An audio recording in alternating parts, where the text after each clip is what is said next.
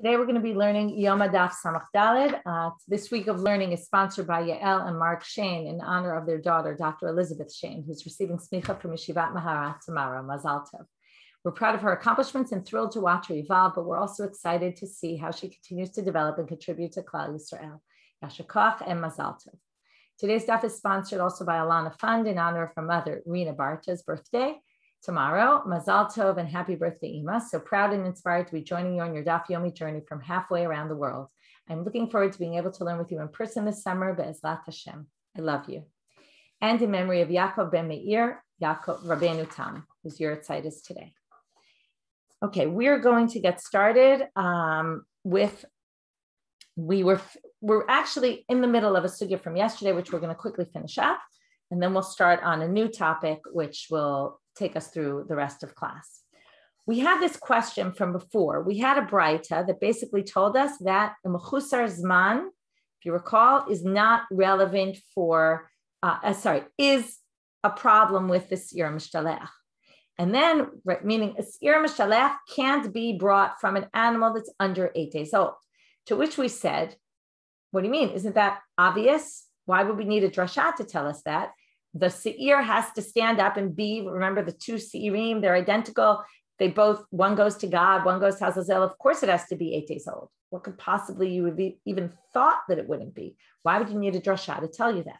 To which we came up with a few different options, right? We had either one, if one of them were to die, maybe you could put a new one in its place that kind of replace the seir without having to do any sort of lottery. First, we thought that was Hanan Mitzri's position. And then if you're going to replace it, in that case, maybe you wouldn't need it to be more than it wouldn't need to be 8 days old. You could even use a younger one because it's not being offered for sacrifice.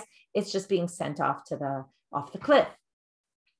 And we said, first we tried to say it was Hanan Mitzri's position. Then we said, no, it's really only Rabbi Shimon who makes it clear that according to him, you wouldn't need to do a second lottery.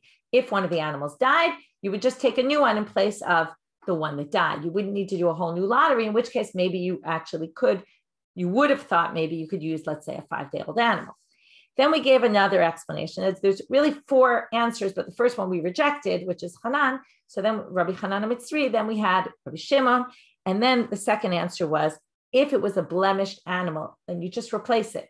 Right? In that case, you don't have to do a whole new lottery, even according to those who disagree with Rabbi Shimon, you just replace it with another animal. And then again, you might have thought you could use an animal that's young. The last answer, the 4th answer, is a little bit different because it changes a little what mechusar zman is. We assume mechusar zman. What does mechusar zman really mean? It means the animal can't be used today. It's not ready yet, but it will be ready another day. So there's another example of a case that could be, which is Rava Amar, Kigon hayalo chole betoch beito, v'shachat imo b'yom kippurim. There's another issue with an animal. Not only can you not bring an animal that's less than 8 days old, you also can't bring an animal whose mother was slaughtered that day. There's an isur. You can't slaughter an animal and its mother in the same day. So if its mother was slaughtered on that day, now how could the mother actually be slaughtered on that day? Let's just start the sentence. The mother was slaughtered on that day, then the animal is considered mechusar zman because that seir whose mother was slaughtered that day can't be brought because it can't be slaughtered. Can't slaughter otov epino b'yom echad. Now, how could the mother possibly be slaughtered on Yom Kippur? You're not allowed to slaughter animals. Well, what if somebody got sick and they needed to slaughter the animal for the mother? For the person who was sick, you needed to slaughter and you ended up choosing the one who was the mother of that seir. In that case, what would happen? That animal, right? So let's say you wanted to bring that animal as the Shiur Mishtalech. It's mechusar zman. So you would have thought maybe it's okay to bring because what? The chiyat, right? Because that's the whole thing. Maybe you're allowed to do this. And it's exactly what you're saying, Gita, because it's not really shchita. So you would have thought it's okay. Comes the drasha to teach you, no, this is part of the isur of otov epino, lo tishchetu b'yom echad. You can't slaughter it and its son in the same day. To which the Gemara asks, wait a minute. And exactly, this is your question, Gita. V'chia gavna mi asir? Is this really forbidden? Otov epino lo tishchetu b'yom echad? Lo tishchetu amar Rachmana. V'halav shchitahu. It says you can't slaughter them in one day. This animal is being thrown off a cliff. That's not shchita. It's not forbidden. That wouldn't be a case of Mechusar Zman that you would need a drasha to tell you, no, you can't use that animal, which shouldn't even be forbidden. To which they say, Ha'amre b'ma'arava, fascinating line, Dichiyato latzuk zoi shchitato. Sending it off a cliff, that is its shchita. That's comparable to shchita. Now, how far do you take this line? This is what's fascinating about it. The Minchas Chinuch says, basically has a whole thing about this. And he says, well, based on this, if you really take this literally, that so the first nafkamina is our case. Then if they slaughtered the mother, you would not be allowed to slaughter you would not be able to use that animal and throw it off a cliff.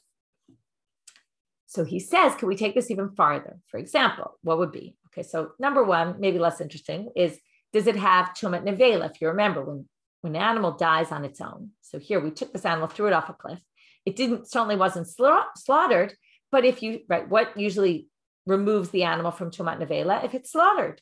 If you say that throwing it off the cliff is like slaughtering, then it shouldn't have this tumat nevela. That's right, the tumah of a dead body that was killed, of an animal that was killed not by slaughter.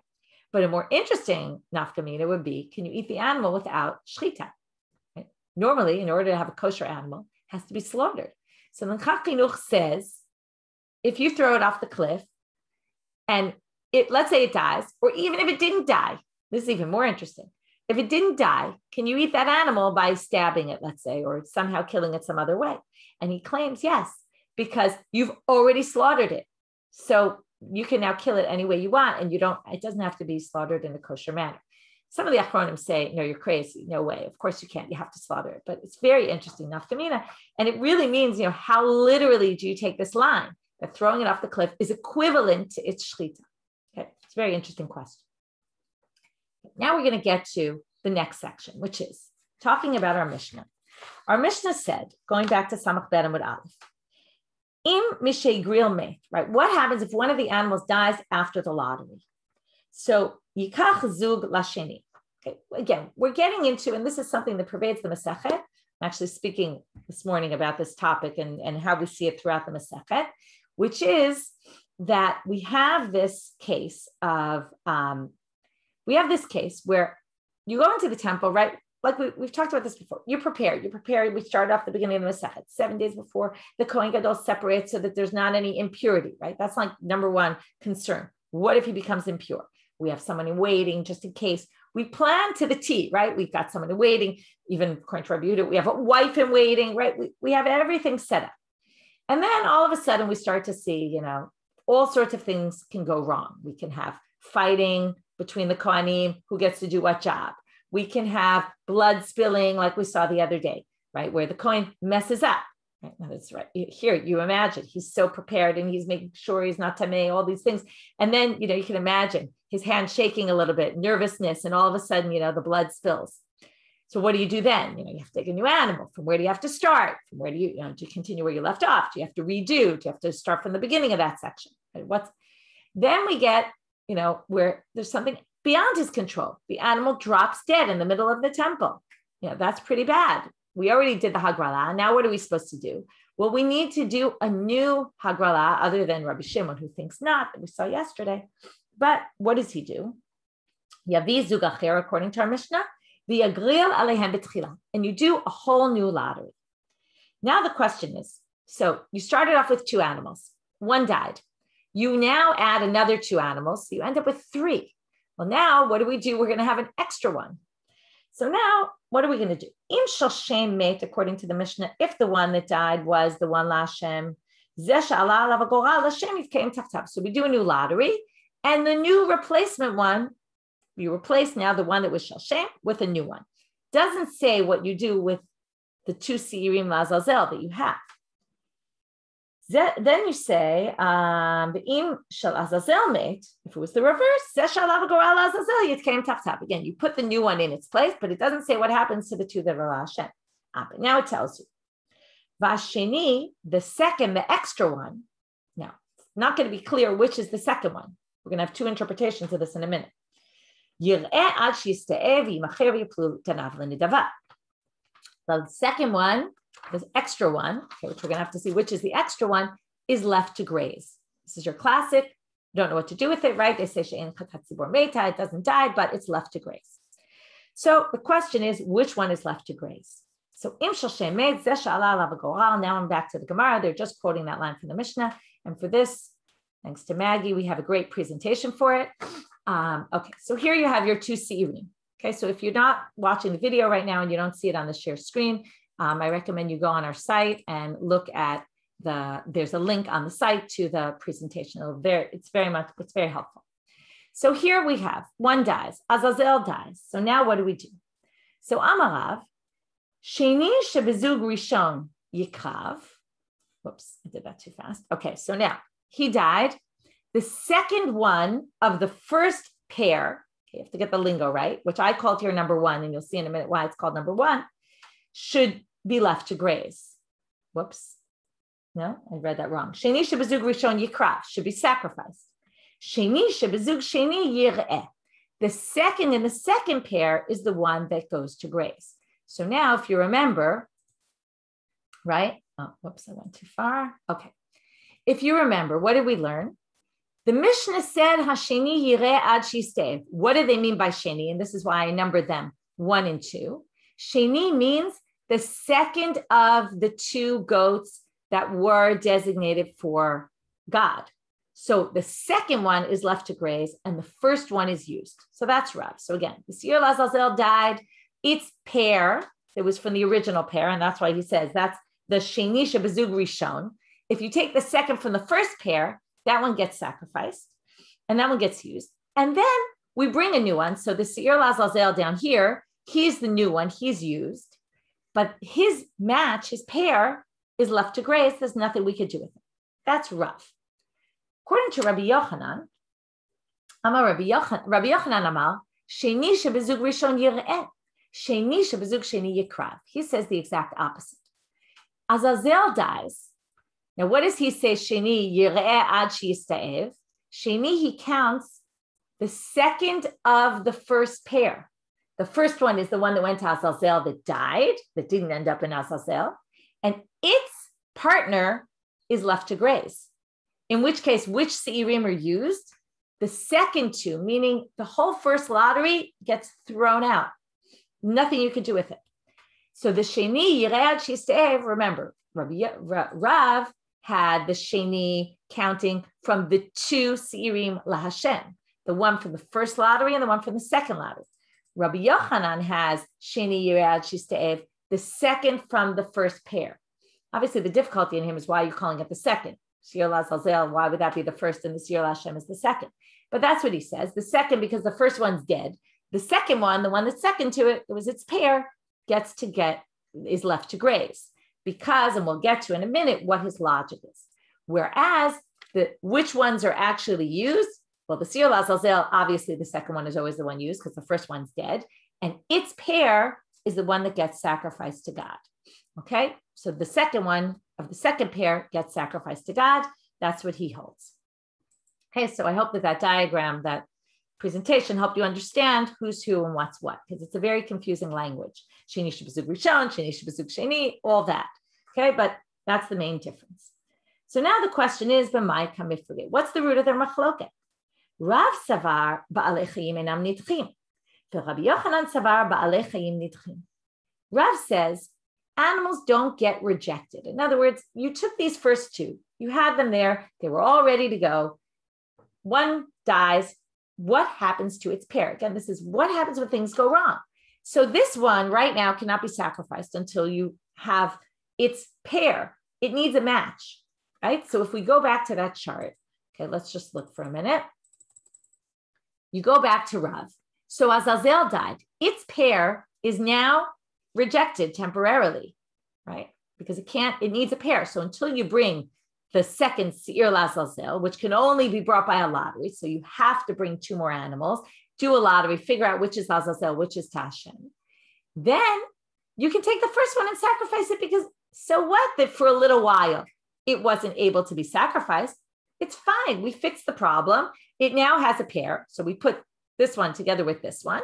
And that second one, that last one, okay, that one is the one that has to be left to graze. Okay, that's the situation. But Rabbi Yochanan savar ba'alei chayim nidchim. Okay, a Shiur Lazazel died, big red X on it. Now, what happens to the one, its pair? Well, that was also rejected. This should get a big X also on it because it was rejected. And once it's rejected, we don't want sacrifices that are brought from rejected animals. No way, no how. This one was rejected. It can't be used now. It's true we could resolve the problem later, but once it's rejected, you're done. You can't have anything in the temple that, like anything. Once something has some sort of, it's rejected in some way, this is the temple. Everything has to be, everything has to be perfect. That's part of the problem. Not everything is perfect here. The animal died, right? We're a little bit stuck, but you have to fix it and fix it in a perfect manner. We have to get it back to, we want an animal that had no anything wrong having happened to it. So that's the machloka between them. Now we're going to find out where each person gets their proof from. So now we're going to say, my time of Rav. What's the reason for Rav? He's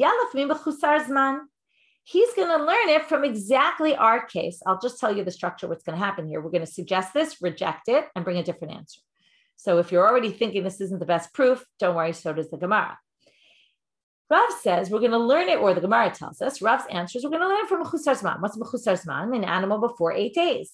So what happens with Mechusar Zman? Mechusar Zman, lav afagav dehashta lo chazi. The first 7 days of its life can't be brought as a sacrifice. Now, if you're going to say ba'alei chayim nidchim are ones that are rejected can't be used. So then you can never use any animal on the altar if you're going to take that, because then you're going to say for the first 7 days of life, it can't be used. Well, then it can't ever be used. Of course, you can't say that because then we'll never bring animals on the altar. So is it not true that even though now it's not hashta lo chazi, right now it can't go on the altar, ki hadar michze shapir dami. When it does become worthy, meaning on the 8th day, which we could compare to here, once you do a new lottery, you now have a pair for it, shapir dami, right? So just like that one, once it becomes shapir dami, it can be used on day number 8. Hachanami loshna. You could say the exact same thing here. To which the Gemara says, what are you talking about? Mi dame. Why are they similar at all? Those two are not similar at all. Hatam lo ichaze klal. There, it was never worthy in the first place. In other words, it never got to the point of being worthy and was then rejected. This one was worthy and then became rejected. It's like, right, are better to have loved and lost than never to have loved at all, right? Is it or not, right? To have loved and lost, you had something and you lost it. That's again, debate whether it's better or not. But here, that's basically what they're saying. The animal that never reached day number 8 never could have been brought. So it wasn't like there was some sort of rejection of the animal. It just hadn't gotten to its prime yet. But this one was worthy, and then it got rejected because it lost its pair. At that point, it's done. Okay? So therefore, that's not a good proof for Rav, who wanted to say the first animal isn't rejected. So let's try a different attempt at trying to understand Rav's logic. It's learned from a Baal Mum Over. What's a Baal Mum Over? We know that a blemished animal can't be brought on the altar. However, if it has a blemish that's going to pass, when the blemish passes, it can be brought on the altar. So Rav says, if that's true for a Baal Mum Over, where the animal was worthy, then it became not worthy because it got some blemish, then it got healed, and now it can be brought again. There's 2 different types of blemishes. One is a type that never heals, that you can never bring the animal on the altar. But if it's something that could heal, a whole bunch of it in the category of a Baal Mum Over, it can be brought once it's healed. So that's a perfect proof that clearly, if it was rejected, if we say once rejected, always rejected, then that wouldn't be true. So now the Gemara is going to go into this issue of Baal Mum Over, and then we're going to go back to, well, then what does Rabbi Yochanan do with the Baal Mum Over? Because it seems pretty clear that Ba'alei Chayim einam nidchim. So let's see. First, we want to know how we know Baal Mum Over is going to be allowed to go on the altar. Baal Mum Over, lav afagav. Oh, so first they're going to just explain better. Lav afagav de lo chaze hashte, even though it's not worthy right now because it has a blemish. Ki hadar michase shapir dami. Once it becomes worthy again, and the mum is fixed, then it can go back on the altar. Therefore, hachinami lo shna. So we'll say the exact same thing here. But now the Gemara says of Bahata Minalam, where do we get Baal Mum from? That a Baal Mum Over, the blemish that passes, can go on the altar. Dichtiv. Here's the verse by mumim, by blemishes. Ki mashchitam bahem mumbam. Okay, because it's despicable or there's something wrong with it and it has a blemish in it. Now notice there's a bit of repetition here. Mashchitam bahem is basically saying it's blemished. And then it says mumbam, it's blemished. So we're going to have to talk about the kefel lashon, right? The same words kind of repeated. So and then the continuation of that pasuk is lo yeratzeh lachem. This can't go on the altar, basically. Lo yeratzeh, it can't be used for appeasement purposes. So now, which is the sacrifice? So the Gemara says, mumbam hu de lo yeratzu. Ha'avar mumam yeratzu. Mumbam says the blemish is in it. Why do you have to say in it? It means when the blemish is in it, you can't use it. But once the blemish passes, you can use it. And that's an agreement by everybody, even Rabbi Yochanan. So therefore they say, right, once it passes, it passes. So now we have very easy logic. Since the blemish can be passed, right? You can pass the blemish and then you can use it once it goes no longer is blemish. Likewise, our case, and that would prove Rav. That first animal was rejected, but only temporarily. So we brought another pair. Once we have a new pair, we can pair it up with the new Shiur Lazazel. I saw a question in the chat, like it seems weird. It's not his pair, but it doesn't really seem to matter. He doesn't need to have his own pair. He just needs to have another one paired with it. That's fine. So, and as obviously the ideal, you start off with two that were matched up. But if one is rejected, you really just need, if one dies, you really just need to replace it. The problem is you can't replace it without it undergoing its own lottery process. So therefore, you have to bring a new lottery of two new animals. But we don't really care which one matches up with that one, according to Rav. We're going to see in the end, why does Rav think we use the first and not the second? But we'll get to that. So now we say, Rabbi Yochanan, what are you going to do with that? If a mum ovel, a mum that passes, can be used on the altar, that disproves his whole theory. He says, once you're rejected, you can't go on the altar anymore. We don't want a rejected animal. How does the mum work then? So Rabbi Yochanan, mi'et rachmana bahem. Notice the word, and this is why I said there was a repetition of words here, moshchetam bahem. Bahem and bam basically mean the same thing, in it. Right? It is. So why does it have to say in it? Again, right, the double, bahem and bam. Bahem comes to say, hem hu dechiavar muman yeratzu. Hakol dechuyin ho'il v'nitchu nitchu. Bahem comes to say, this is a unique law in this case. Doesn't apply anywhere else. Normally, because of this, because Torah says it, mum bam comes to say only when the mum is in it. The bahem that comes right before that comes to say this is only true bahem in this situation, not any other situation. In which case, when it comes to the Shiur Mishtalech, dies, the Shiur Lashem is rejected. Can't use it anymore. By the way, this would be the exact same thing if it were the reverse and the Shiur Lashem dies and the Shiur Lazazel was left. It's all the same. It's just a matter of, right, which one dies. They're just using one example.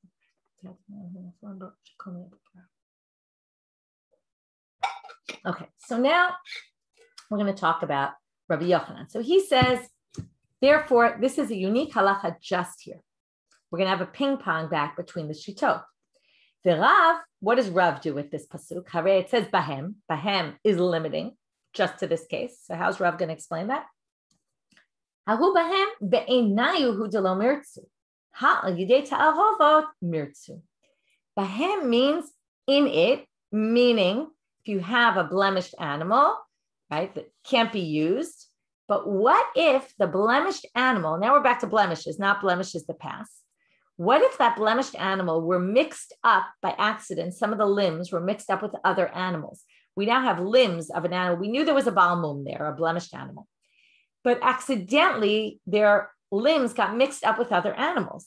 So when it says bahem, it means in it, meaning in its entirety, meaning the only thing you have is blemished animal. But if it's mixed up with other parts of other animals, it can go on the altar. How do we know that? Keditnan, as it says in the Mishnah, Evarim tmimim be'evarim ba'alei mumim. You have limbs and bodies from regular animals that are unblemished, and they got mixed up with blemished animal body parts.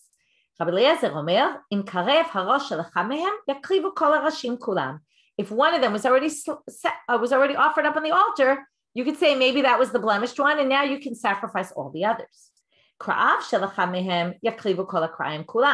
If one of the legs, the thighs of one of them was slaughtered, you can now, was sacrificed, you could sacrifice all of them. Meaning, once it gets mixed up, we allow it. Okay, once it's in a ta'arovet, right? We have lots of examples of ta'arovot all throughout halacha. What happens if one thing mixes up with another? Already it's going to be somewhat different, the way we're going to treat it. The chachamim omrim, afilu kirvu kulam chutz me'echad mehem. Even if you offered all of them, but you only have one, and you only have one left, in which case, chances are the one you have left, right? Let's say you offer all these limbs up, and then all of a sudden someone says, you took from that pile had a blemished animal in it. And you say, oh no, right? What did I do? Now, at this point, you've sacrificed them all. You're left with one. What are the chances are that one is the blemished animal? Comes chachamim and they say, yetzeh lebeit hasreifa. You have to burn that one part. You can't assume that it's not the one. Okay, so how do we explain this? When Rav brings this as his proof, or the Gemara brings it as proof for Rav, that again, Bahem is coming to teach you this halacha about ta'arovot, it sounds like, there's two ways to read this. Sounds like he's holding like Rabbi Eliezer, who holds that you can sacrifice them, even if it's b'ta'arovet, right? You could put it on the altar, even, right? As long as one was sacrificed, you can assume, right? Let's say you sacrifice one without realizing. Once you did that one, you can assume that was the bad one, and now you can put them all on the altar. As opposed to Chachamim, who say, no, you can't. Sounds like he holds like Rabbi Eliezer. However, there's some difficulty in saying that, which is why would we assume Rav holds like Rabbi Eliezer? Also, the Gemara is going to assume in a second, maybe we'll just read it, and then you'll see my question even more. The idach, what's Rabbi Yochanan going to do with that? Where's he going to learn that from if he doesn't have the word bahem to teach him that? Now, if it's only Rabbi Eliezer, you could just say he holds like the rabbis. Also, why would Rav hold by an individual, not the rabbis? So that's why it's a little difficult. Anyway, we'll continue for 1 minute, and then I'll give you the answer to that. Idach nafgale mi bam bahem. He learns it from the fact that the word didn't say bam and it said bahem. You can learn from it two things. We've seen this many times, where the choice of words could have said bam, it said bahem. That means you both learned something about the word itself, and you learned something extra from the fact that there's an extra hay in there. That teaches you also this halacha, which shows that Rabbi Yochanan also agrees with Rabbi Eliezer. Alternatively, one could say, both Rabbi Eliezer and the rabbis agree that if it was already on the altar, you don't have to take it off. Remember, we've seen cases like this, that im Allah lo yered. There's certain things, for example, a blemished animal, if you accidentally put it on the altar, you must remove it. It's one of those things. You can't have a blemished animal on the altar.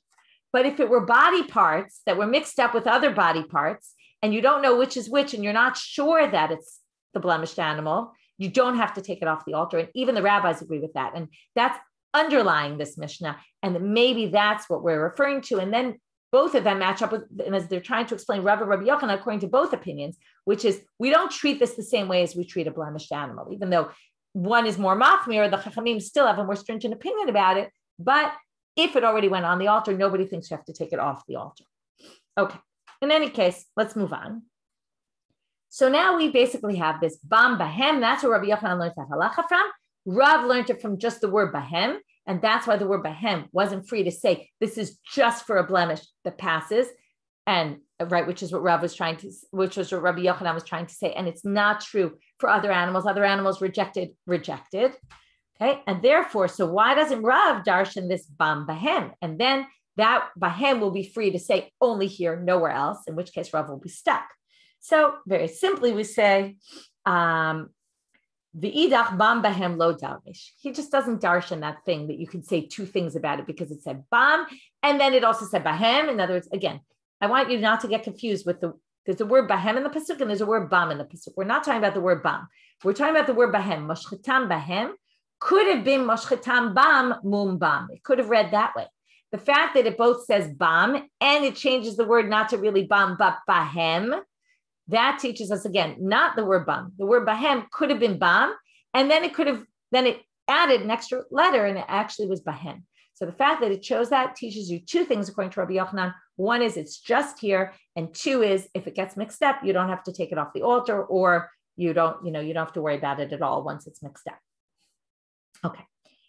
Uli Rav. Now we're going to start with a question on Rav. Nichi nami de baalei chayim einam nidchim. Ibai haina kriv, ibai haina kriv. Let's go back to our presentation. So if you have these two animals, and according to Rav, what do we say? Shiur Lazazel died. We now have the one animal that was left. It's not rejected. And that's the one that gets sacrificed according to Rav. But then what happens? We have to bring a new pair. We take a new pair, we do a lottery, and the second one we say is left to graze. And it's very clear, according to Rav, that it's the second animal from the second Hagrala, the second lottery. But according to Rav, we basically say the first one's not rejected, but then why do we sacrifice the first one? We have two potentials. According to Rav, theoretically, we could say sacrifice number one or sacrifice number two. What's the difference?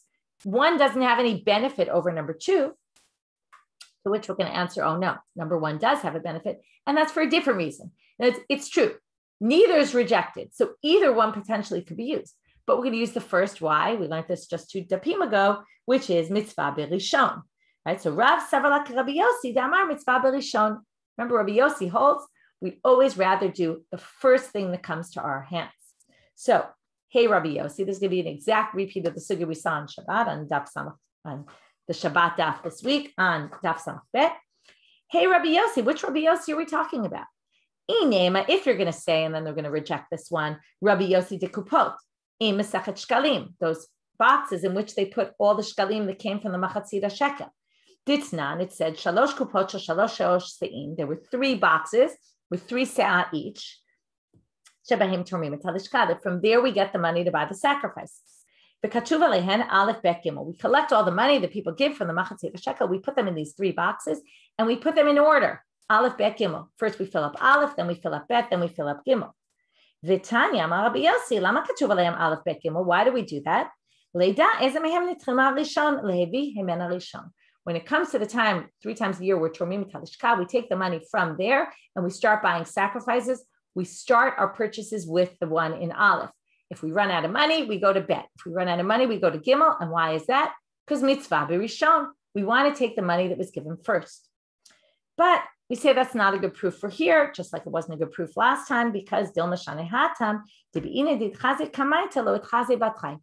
when the first money came in, when I put my money in, you didn't yet bring your money, so that money wasn't ready to be sacrificed. So at the time where I potentially could, or the Mikdash could have used the money to buy a sacrifice, the other money hadn't yet come in from Kupa Bet. So then we definitely go by the first. But in our case, when are you allowed to bring the Korban LaHashem? When you have a Shiur Lazazel standing there. You don't have a Shiur Lazazel standing there now. So, or the reverse, when the Shiur LaHashem dies, and the Shiur Lazazel can't be given until after you're done with the bloods of the, right? You do everything you need to do with the blood. So it's only when it gets time that we're ready to do the avodah, whatever it is, with either this Shiur or that Shiur, we have 2 equal Shiurim in front of us. There's no one that's considered first or second. It's true, one came earlier, but when it came, it wasn't ready for work yet. Couldn't have been used. So therefore, we look at the moment where we're ready to go. And at that moment, we have 2, and they're both equal. So you can't say mitzvah berishon will be learned from there, because it wouldn't be clear in our case that you would really take the first. Therefore, they say, El Rabbi Yossi de Pesach. Titania, as it says in the Braita there, Hamafrish pischo va'avad ve'ifrish acher taftav. You designated one animal for your korban Pesach, and then it got lost. And then you designated a different one instead, and then you find the first one. And then you have both in front of you. When it comes time to slaughter your Pesach, you have 2. At this point, it's just like our case. The rabbis say you could choose anyone you want. They're all equal. Rabbi Yossi Omer mitzvah berishon. Rabbi Yossi says, no, better to use the one that was originally used. And that's how we prove his point. And then there's just one last line of his Braita. The only time we choose the second is if it was a better animal. But we're assuming in our case that's not the case, right? All the animals are equal, and therefore, all things being equal, you go with the first. So with that, we explained this question we had on Rav, which is, if he says the animal is not rejected, then why do we use the first one and not the second? He must hold like Rabbi Yossi, always better to use the first.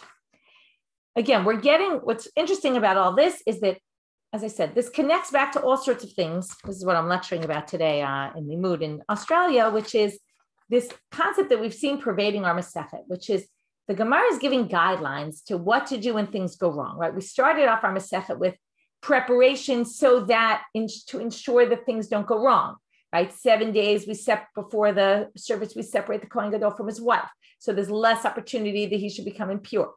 We start making precautions. We set up an extra Kohen, right? We had that opinion that maybe you even have another wife.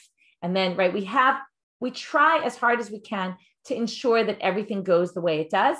But on the other hand, we always have to be prepared for what if it doesn't, right? If there was anything to learn this from, it was this year with this past year and a half with the pandemic and all the things that people didn't do to prepare in advance, right? Even though there were signs that something might be coming and nobody did anything to prepare. And this is what it's all about. We have to prepare, right? Then there are problems. People were fighting in the temple, trying to get to the job first and fighting jealousy and all that. And then, okay, we need to institute, right? We need to change things, institute a lottery system. Then we had, what if the blood spills, right? You can imagine the Kohen Gadol coming and, nervous and spills the blood by accident. What do you do then? Even though we prepared as much as we can, accidents happen, right? We have to figure out, we have to have a game plan. How do we deal with this? So here also, the animal dies. We need to know it's always when you get to a new situation, it's hard to deal with a new situation. But if you have rules are a mitzvah b'rishon, so that determines, right? Or are animals rejected or are they not rejected? We try to take all different principles that exist in other places and try to apply them and say, let's apply this to our situation. Let's be prepared. Let's know how to deal with things. And it's really a lesson for life, right? If you plan and you strategize, if you have a plan and and what the issues or how we would handle it, then there's a plan. Without any plan, without thinking about it beforehand, it's very hard to know how to deal when something goes wrong. Okay, Amar Rava. So now we're going to say, Rava comes and points out something very interesting, which is, our Mishnah, actually the simple reading of our Mishnah supports Rav's reading. But there's a Braita that supports Rabbi Yochanan's reading. Now, Mishnayot are always stronger than Braitot, so maybe it's kind of saying there's preference to Rav, but either which way, each is going to have a Tanaitic source, just maybe one has a bit of a stronger one. Manin kavatei de Rav, how so? De Katani, it says in our Mishnah, Im shel Shem met, if the one that was to Hashem dies. That's not the case I put in the diagram, right? The opposite. So when you do a new lottery, the one that was designated Hashem in the second lottery goes, right, replaces it. Now notice what it doesn't say. It doesn't say what happens to the Shiur Lazazel. So it seems to imply, simple reading is, you had two, you had the one that died and the one that's still alive. So the Shiur Lazazel is still alive. You now do another lottery, replace the Shiur Hashem with the new one, but it doesn't say you replace the Shiur Lazazel with the new one. So it sounds like the first one wasn't rejected. Okay, and therefore it says, V'idach kedekai kai. But the other one is still standing. You use that one. You use the first one because the fact that it doesn't tell you that it was rejected seems to imply that it wasn't rejected. So our simple reading of our Mishnah is to hold like Rav. And later we'll see an even further proof. Braita kavatei de Rabbi Yochanan. So what's the Braita? De Katani, it says on the Braita, Sheni. You're supposed to write the Hasheni. They're explaining the Mishnah. That line that we had some confusion before. What did Rabbi Yochanan say about it? What did Rav say? The second one, Yir'eh ad she'yista'eh, is left to graze. Eini yode'im sheni shebezug rishonim sheni shebezug sheni. That was exactly the machloka between Rav and Rabbi Yochanan. I don't know, is it the second from the first pair or is it the second from the second pair? Kishehu omer ya'amod chai. This is a verse that talks about the Shiur Lazazel. After the Shiur Hashem is sacrificed, it says, and the other Shiur ya'amod chai will stand live, meaning the Shiur Lazazel will stand live. V'lo shechavero met, which means it's the one that had its friend, right? The pair didn't die of that one. Now, how do you get that? My mashma, where do you get that from the words ya'amod chai v'lo shechavero met? Sounds like it didn't die, but it doesn't mean its partner didn't die. Its pair. So ya'amod chai v'lo shekvar amad. This doesn't really make it much easier to understand. And I'll give you two different interpretations. One is Rashi. What Rashi says, what does it mean ya'amod chai v'lo shekvar amad? It didn't stand before. Meaning, Rashi says ya'amod chai v'lo shekvar amad, about 5 lines down in Rashi. V'lo shekvar amad v'nitchal yedei mitat chavero. Not the one that was rejected by the death of its friend. Right? That would be Rabbi Yochanan. V'achshav hu ba lachzor v'la'amod. In other words, it stood previously, and now we're going to stand it again with its new pair, right? After we did this one. Ya'amod chai, I'm still in Rashi, amida achad v'lo shtei amidot. It stands only once. If it had stood and was rejected, and then we want to restand it up again, that would be twice it stood. And this is Yamod Chai only once. That's Rashi. The Rashash gives a different reason, and he says the verse before was talking about we sacrifice the Shiur la Hashem, and then after the Goral, and it has to be the one that was together with that one, Yamod Chai, with that it stood live in the lottery process with the one that was just offered. So therefore, he assumes maybe it's from there. It's not 100% clear how he gets this from the words, how either of the interpretations. That's not the most clear proof. But he claims it means that it's the new one. Tanan. Now we're going to bring a question in our Mishnah. V'od on Rav. V'od amar Rabbi Yehuda. If you remember at the end of the Mishnah, Rabbi Yehuda appears, he says one thing, and then he says it. Additionally, he says the following. Nishpach Adam, which is a different scenario, but very similar. Right? Again, what's the main difference? The Kohen did a mess up. He spilled the blood, as opposed to, like some things are in our control that happen, and some things that we mess up, and some things just kind of happen. The animal dies. But in the end, it's the same thing.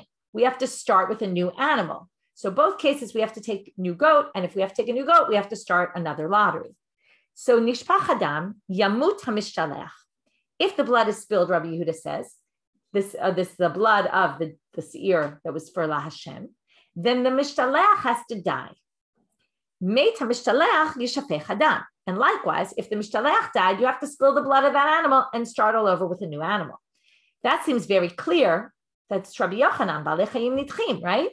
Bishlam other Rabbi Yochanan Damar Baalei Chayim Nidchim, Mishum Hachi Yamuda Mishtalech.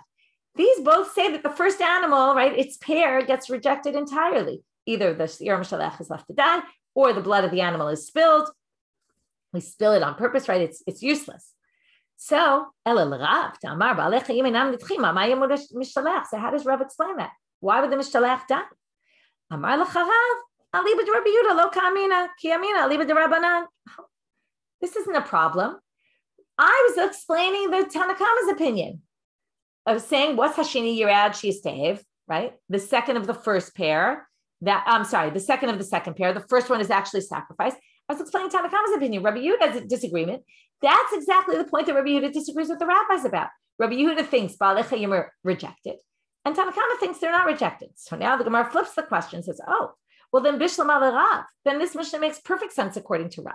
Baha pligi Rabbi Yehuda for Rabbanan. That's exactly the point of debate between Rabbi Yehuda and the rabbis. Are animals rejected or are they not rejected? Ela Rabbi Yochanan b'may pligi. But according to Rabbi Yochanan, who thinks even Tanakama held, the rabbis held that animals are rejected, and then Rabbi Yehuda holds animals are rejected, then he's not actually disagreeing with them. So Amarava Hamrinan, great answer. I already told you. The Mishnah holds like Rav. The Mishnah clearly is Rav's position. Rabbi Yochanan has his own bright to the whole Bible. The Mishnah doesn't go by Rabbi Yochanan. So don't ask me a question. The Mishnah doesn't make sense according to Rabbi Yochanan. You're right. I already told you the Mishnah doesn't make sense according to Rabbi Yochanan. And that's your answer to your question. Don't try to fit Rabbi Yochanan into the Mishnah. Rabbi Yochanan has his own Tanaitic source to hold by, but not our Mishnah. Our Mishnah clearly makes sense according to Rav, and then comes out the machloka between Tanakama and Rabbi Yehuda is exactly on that point. And Rav was just explaining Rabbi's opinion and not, the rabbis and Tanakama are interchangeable and not Rabbi Yehuda. We're going to stop here because the next line kind of goes into, I would end mid-sentence, so I'll just leave it because it really continues a lot into tomorrow's stuff. So we'll end here for today. Have a great day, everyone.